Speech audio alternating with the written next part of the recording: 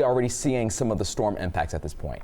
That's right, Aaron, Lindsay. We already have a severe thunderstorm watch, and actually does look like some communities and counties over in Indiana have now been added to that. Essentially, what we're going to be watching for tonight are some isolated storms over the next couple hours. That's going to be a very limited threat for a lot of us. And then we're going to be watching a cold front that sinks in across Greater Cincinnati. And that is really going to be bringing us a lot more of the rain and the storms.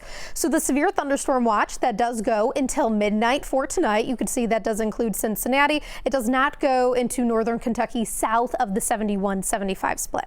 So you can see radar right now, we're pretty quiet across Cincinnati. We take a bit of a look towards the east over towards Columbus, and that's where there are some storms right now. Those mainly just seeing some larger sized hail and some brief gusty winds. So those are the initial sort of isolated storms that I'm watching ahead of this cold front for the next couple hours. But really the better area for any sort of storms between now and 8 o'clock tonight is going to be from Columbus and towards the east. Even starting to see a little storm trying to go up just to the northeast of Dayton, but I think that again is going to be continuing off towards the east.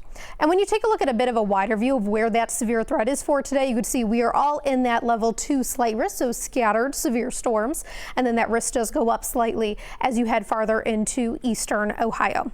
So this is what you need to know for really now until 8 o'clock tonight. Still going to be breezy outside. It is warm. We made it to a record high temperature of 86 degrees for today. And we're going to be watching for any of those isolated storms to develop. If anything, that's going to be our northern communities.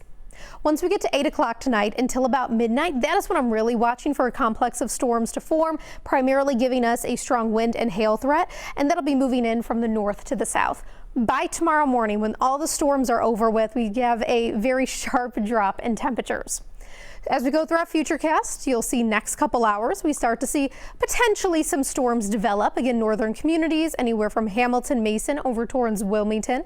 That'll be by about 7-8 o'clock tonight. Once that cold front though starts to move in, that's when we're looking at more of that heavier rain and complex of storms. I do think the threat is going to be large hail primarily, along with some heavy rain with this. Going to have some of that lightning as well, hearing some of the thunder, some brief gusty winds. I do think once we get this main complex moving in after 8 o'clock tonight, that tornado risk that was originally low is going to be even lower with that. As we get to about 1 a.m., those storms are going to be well off towards the east tomorrow morning, much drier outside. So again, the main timing, 8 p.m. to midnight. I think the biggest threat really is going to be large hail. After that, we're going to watch for some gusty winds and that brief tornado threat. That's mainly going to be for some of those more scattered isolated storms closer towards Columbus and even into eastern Ohio for the remainder of this evening. Once we get to after 8 o'clock, again, mainly going to be a hail threat. 83 right now. You're looking at winds out of the southwest at around 20 miles an hour. It is sunny, it is warm, it is windy outside. Tomorrow's much different. This is what we're waking up to.